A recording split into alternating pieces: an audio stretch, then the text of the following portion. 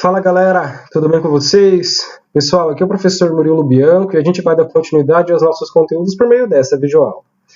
Galerinha, desde as nossas últimas videoaulas a gente vem trabalhando o conteúdo de botânica, o conteúdo do reino Plantae.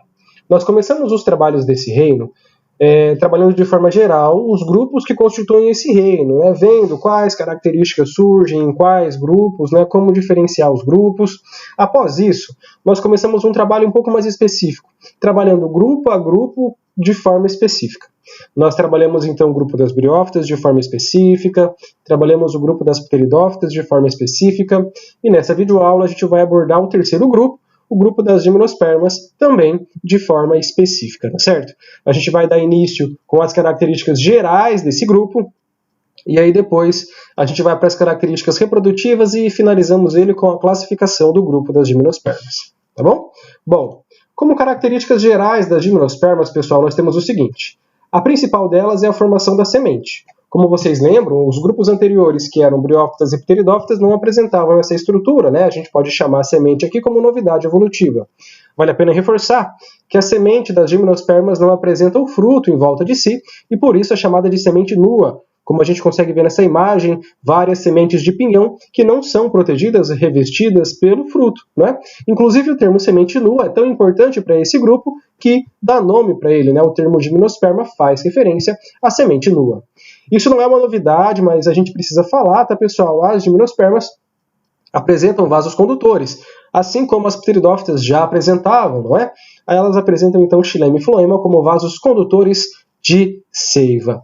Além de apresentar sementes nuas como características gerais, nós temos também o fato de as gimnospermas apresentarem importantes adaptações a climas bastante gelados, a climas frios, Nós encontraremos no globo, pessoal, as gimnospermas colonizando predominantemente ambientes de clima muito frio, tá? Por exemplo, a maior floresta do mundo em extensão é a floresta de coníferas que fica lá no norte da Rússia, com um clima muito frio, como vocês podem ver por essa imagem aí. E aí, quais seriam então essas adaptações que as gimnospermas apresentam para clima frio? A primeira delas é o formato da planta, tá bom? As gimnospermas também podem ser chamadas de coníferas por dois principais motivos. O estróbilo, que a gente vai falar já, ele tem um formato parecido com o cone, e algumas das gimnospermas apresentam o formato de cone, onde o ápice é mais estreito do que a base. Esse formato de cone apresentado pela planta, ele decorre, galera, porque ele dificulta a retenção de neve pela planta, Esse formato de cone, então, facilita o escoamento da neve, dificulta a retenção de neve pela planta. Além de apresentar um formato de cone, as gimnospermas também apresentam uma folha modificada. Essa folha vai ser modificada num formato de agulha, por isso nós a chamamos de aciculifoliadas. Esse formato de agulha comprido e fino dificulta também a retenção de neve e dificulta a causa de algum dano que possa vir a ser causado pela deposição de neve aqui em cima dessas folhas, tá bom? Além das folhas das gimnospermas apresentarem esse formato de agulha, elas também vão apresentar grandes quantidades de lipídio.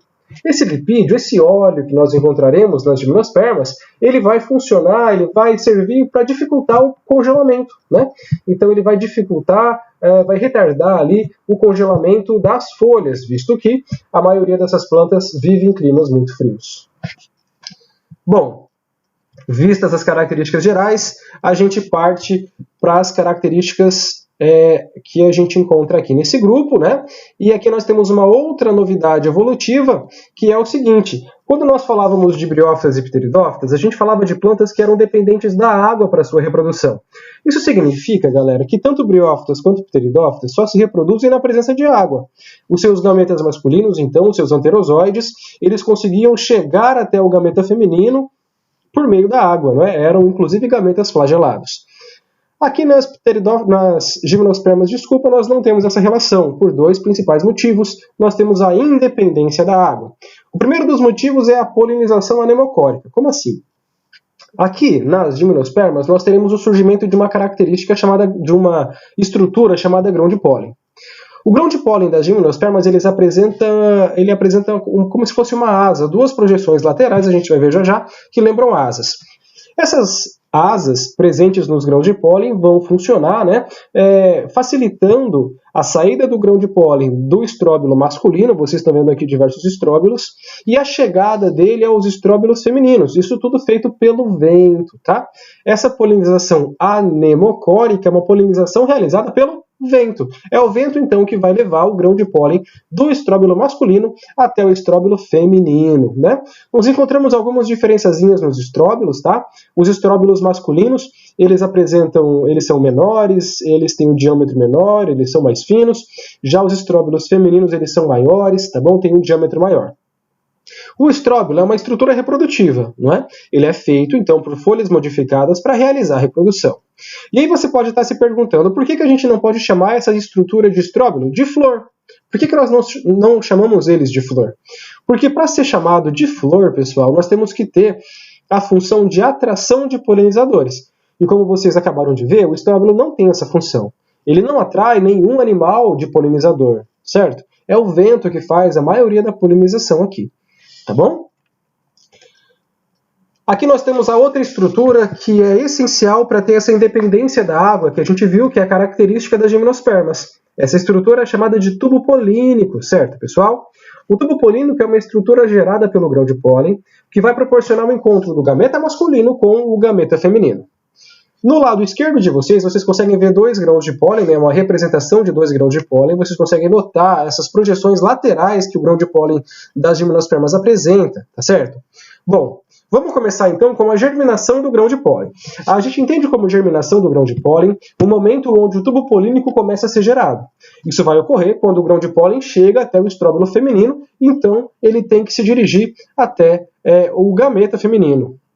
Vocês conseguem ver que dentro do grão de pólen nós temos 2 células, uma célula chamada de vegetativa e outra célula chamada de germinativa. A célula vegetativa é a célula que vai originar o tubo polínico, enquanto que a célula chamada de germinativa ela vai se dividir por mitose, originando 2 células reprodutivas ou também chamadas de gametas, como vocês podem ver, não é? Dessas 2 células espermáticas, células reprodutivas aqui, ou gametas, um deles encontra o gameta feminino e origina o embrião. O outro deles, então, vai se degenerar. Do outro lado aqui do nosso slide, vocês encontram uma imagem com diversos grãos de pólen produzindo seus tubos polínicos, né? Os seus tubos polínicos, como vocês podem ver aí, estrutura importantíssima. Aqui a gente vem para o ciclo, tá, galera? Vale a pena reforçar que as gimnospermas são heterospóricas. Elas apresentam essa característica de heterosporia, não é prefixo hétero diferente. Isso quer dizer que nas gimnospermas nós temos diferentes esporos, beleza? Nós temos o micrósporo, que vai se dividir e originar o gameta masculino, e nós temos o megásporo, que vai se dividir e originar o gameta feminino. Tá? Como a gente viu, as gimnospermas apresentam a criação dessa estrutura chamada de tubo polínico.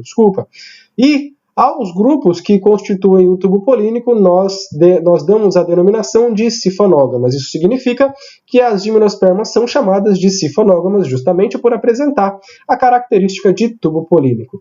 Vamos agora para o ciclo, né? A gente parte do ciclo aqui das plantas já adultas, é o ciclo da Araucária angustifolia, inclusive, né? Temos aqui então o cone masculino com o micrósporo, que vai originar o gameta masculino. Temos também o cone feminino com o megásporo, que vai originar o gameta feminino, tá bom? Nós temos aqui então os grãos de pólen, repara que eles são representados de maneira alada, né? Tem essas asinhas aí, e eles então chegam até o estróbilo feminino e começam a emitir o seu tubo polínico. Nós vemos aqui os 2 gametas dentro desse tubo polínico, não é? E como nós comentamos, um dos gametas fecunda o gameta feminino, fecunda a oosfera e origina o embrião. O outro dos gametas masculinos vai se degenerar, tá? Ele regride aqui e não fecunda mais nada. Tá bom? Nós vamos ver no próximo slide que, envolvendo o embrião já na semente, né, que aqui a gente chama de pinhão, já que a gente trata da semente da Araucária angustifolia, revestindo esse embrião nós temos um tecido de nutrição, que é responsável por nutrir o embrião até o momento em que ele possa realizar fotossíntese, né, e produzir os seus carboidratos. Esse tecido é chamado de endosperma, e é sobre o endosperma que a gente vai falar agora, pessoal. Bom, O saco embrionário, que está lá presente, envolvendo o gameta feminino, né? Vocês podem ver nessa imagem aqui, ó, o grão de pólen, chega até o gameta feminino, produz o seu tubo polínico, né? As suas duas células espermáticas, então, migram em direção à oosfera. Revestindo essa oosfera, nós temos um saco embrionário. Este saco embrionário, pessoal, ele vai se modificar quando a fecundação acontecer para essa estrutura chamada de endosperma. Do outro lado, nós temos um pinhão cortado, né? E vocês conseguem ver que a semente das gimnospermas é constituída por casca, embrião, essa parte mais clara aqui, bem central, não é? E envolvendo o embrião, nós temos a formação do endosperma. Vale a pena reforçar que o endosperma das gimnospermas, né, esse tecido, então, da semente das gimnospermas, é chamado de endosperma primário, e ele vai ter uma carga haploide. O endosperma primário, então, ele é só N, ele é haploide, ok? Dando continuidade, então, a gente avança para a classificação das gimnospermas e atualmente nós temos 4 filos constituindo o grupo das gimnospermas. O primeiro dos filos é o filo das coniferófitas, né? Comumente também chamadas de coníferas, que se constituem no maior grupo das gimnospermas, não é? Nele nós encontramos diversas coníferas, como os pinheiros, as sequoias, as araucárias, por exemplo, né? Mais de 600 espécies, então, estão aqui constituindo o grupo das coniferófitas. Nós temos também a presença do grupo chamado de Cicadófita, não é? É um grupo já mais restrito, tá bom? É um grupo que tem os seus gametas flagelados. E, pessoal, o grupo das cicadófitas aqui tem plantas com grandes folhas que lembram as folhas das palmeiras, como vocês estão vendo aqui nessa imagem. O principal grupo de cicadófitas aqui na nossa região é o grupo das cicas, que são plantas ornamentais utilizadas em diversos jardins, são plantas muito bonitas, como essa que você está vendo aqui na nossa imagem, tá bom? Depois nós temos grupos com relevância um pouquinho menor, né? Por exemplo, o grupo Ginkgófita. Tá certo? O grupo Ginkgófita, ele vai ter uma única espécie atualmente vivente, que é a espécie de Ginkgo biloba. Tá bom? Aqui vocês têm uma imagem das folhas da Ginkgo biloba, beleza? O gametófito masculino também vai ser flagelado, tá certo? Mas a principal característica é a folhazinha no formato de leque.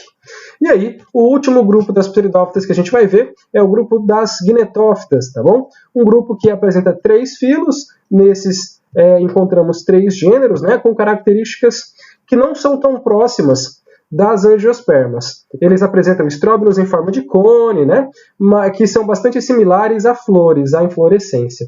Reparem que esse grupo das gnetófitas ele não fica grande, são plantas rasteiras, tá certo? Que podem viver em ambientes com pouca umidade. Pessoal, a gente fica por aqui. Na nossa próxima aula a gente vai tratar sobre as características gerais das angiospermas. Espero que vocês tenham gostado. Qualquer dúvida que vocês tenham apresentado, vocês sabem que nós temos um encontro agora às segundas-feiras, das 9h30 às 10h30, e eu espero você lá, tá bom? Um beijo do professor Murilo. Até logo. Tchau, tchau.